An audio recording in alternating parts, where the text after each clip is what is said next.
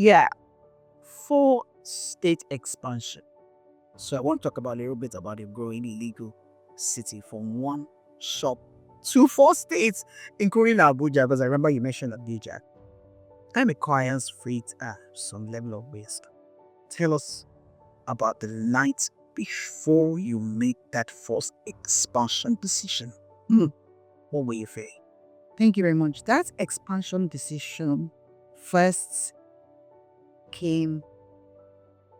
You see, the way I do things, I just know that the sign. So where we were at Iboshere, we were in a very small space like this. It was just exactly like this space. Sometimes we have a crowd of our 50 lawyers. I knew that this space is becoming too small. So the first expansion happened within Iboshere. So a new building opened up, and I went to the man and I said, I wanted the entire floor, which was almost triple the size of where we were earning. And after negotiations, we got that place. And on the day I was going to declare the place open, me and my big chiefs, I decided that the Attorney General of Lagos, who is Professor Yemi Oshibaju, at that time, is going to come and declare the I had a full-on big event. And my learned silk, Professor Yemi Oshibaju, top respect, came.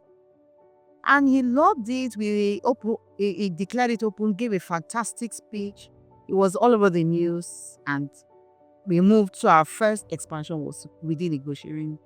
And then from there, the Ikeja lawyer said he couldn't come to Igboshiri to come to. Of course, I had the audacity at that time. And we had products. And they said, yeah, we're coming to Ikeja.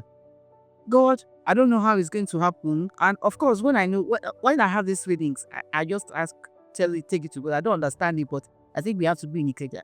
One day I was driving under the bridge of Ikeja, the bridge where the corner is, and I looked up and there was a shop. And I walked in and said, I want this shop upstairs.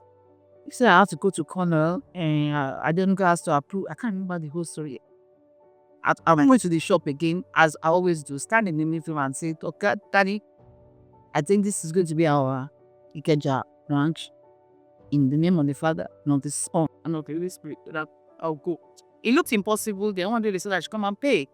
And why I always know that it is God is always that by the time I get there, I'm scared about the rent.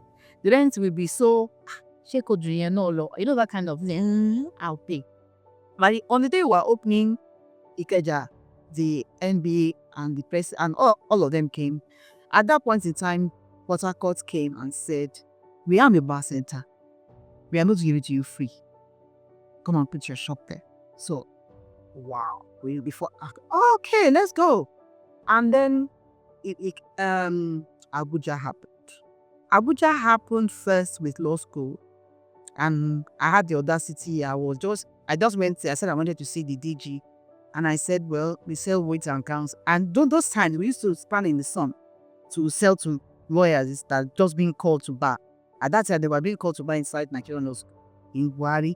So we would stand in the sun, be doing like a Alaba market kind of selling, calling everybody.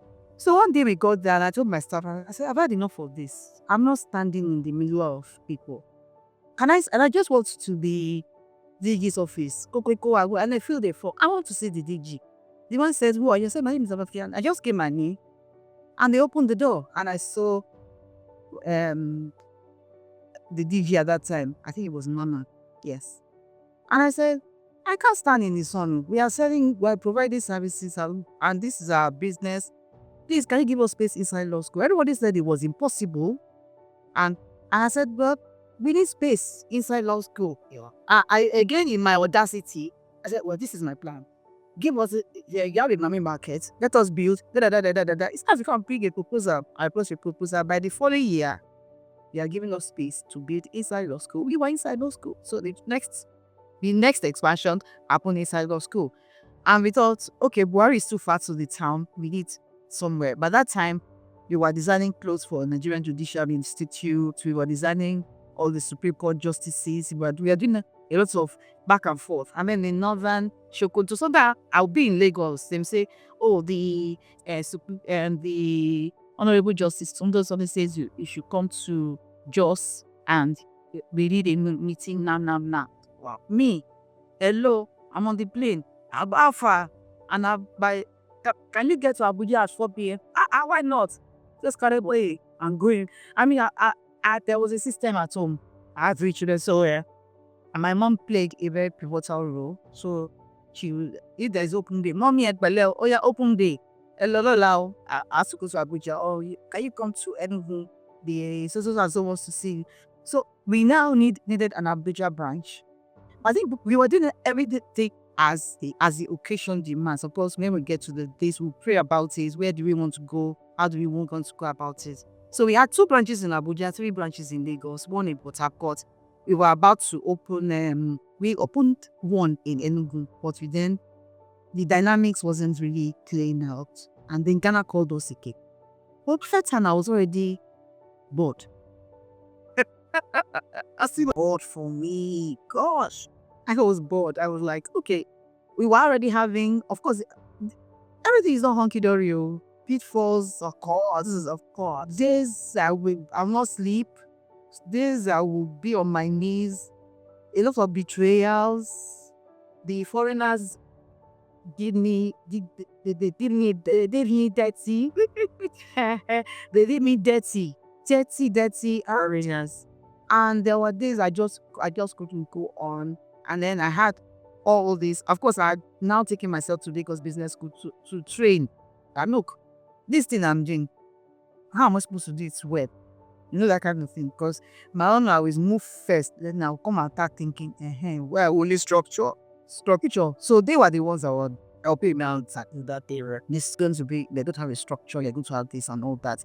But even at that point in time, I should have actually just passed the baton to someone else and then taken a step back, which God now forced me to do at some point in time. Was that the reason why you now took another post step or post switch, I have to use that, into the real estate space? No. Okay. I think the thing about legal city is it has a life of music. I'm not doing legal city again. I mean, legal city is legal city, but I'm not selling wigs and gowns again. But somehow I remember that I had built relationships. So it has a life of its own. Judges, the young lawyers then are now the judges of today. And they are remain live. Then the older ones, their children are now lawyers of today. Hello, you remember you gave me this, my daughter is now a lawyer. Oh yeah, I've told that you must not buy from anybody else. You know, those kind of systems are still in place. But at the time when real estate found me, I did not have any more shops in Nigeria. I've closed everything down. And I was just at home. So at home time again, you know, there's always there's always the break. Yes, of that story. It's like that moment how you have to call light out of it. I mean, all my staffs were doing me dirty. Competition was rising from north, south, east, west. Everywhere that I did, they somehow It's so glaring that you were not just flying high. There were dark times in all of those spaces. If I tell you that there were days that when I was running legal city, that I would just be on the floor all night, just crying and asking God. And then there were days of I needed to be bold. I needed boldness. I needed to just, whatever I'm going through, just leave it at the door. Imagine being called to the office of the Supreme Court, the Supreme Court Justice. The head of Nigeria, imagine being called to the Senate to design. Who to meet Senate president to. Imagine having to pitch, and they say Obasanjo is going to be he's going to listen. So whatever you're going to say, they brought foreigners to come and listen, to pitch. They brought me, small me, to come and pitch, and I would just be on my knees because I don't know what I'm going to do. Don't even know the right English, but I'll just get there somehow and I'm speak. And God always gives me that spirit of boldness.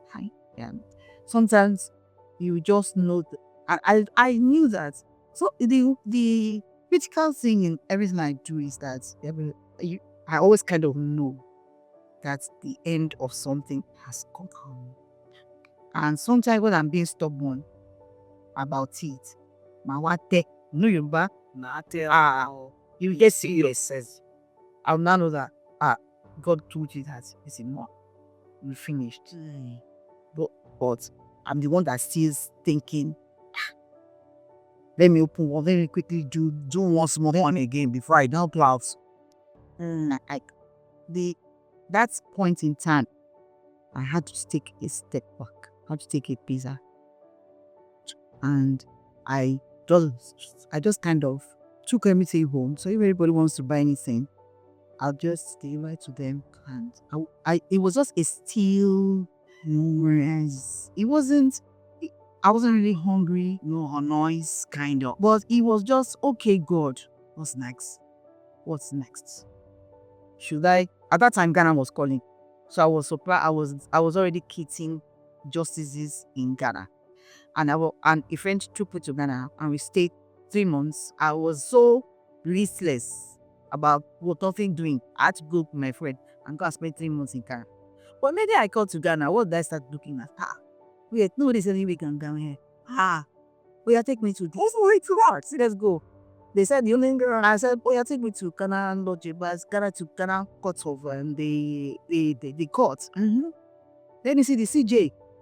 Yeah, I'm from Nigeria. I want to come up. I said, I want to come and sell. He said, boy, I mean, I said, you're going to do your partner. No, let's go. I hope you in Ghana. But that's how I was already selling. I told my friend then I took me, I said, I'm going to sell honey, wigs and cows. If we like you, yeah. He said, he was supposed to be rest here. I said, don't know. I just put that him, and the next day we met some judges. They took me to lunch. About 6 justices of the Okada Court of Supreme Court. We were just my day. I was just getting orders. Bang, bang, bang, bang. And they were paying in dollars, $1,000, $3,000. I said, you see now, I told you I will sell here. Wow. But I was not listening to God. And as I came back to Nigeria and I was planning, okay, it might be that international. Now I just brought out one rule that if you are a Nigerian and want to start business, you have to have one rule like this. I knew that. Don't think I'm ready for all that ending my bad chest. That was how that closed. When there's something I like about your journey so far, right? And I think you recognize that properly and use it. And I also want to believe like the Ghana story you weren't listening at the point is the fact that you know there's time for exit for everything, right?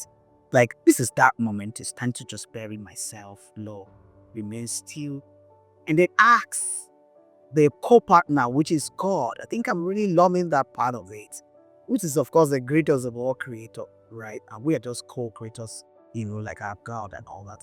And then you go back to say, what's next? That's, for the fact you're able to tune into your own body to know that, nay, Labake, stop.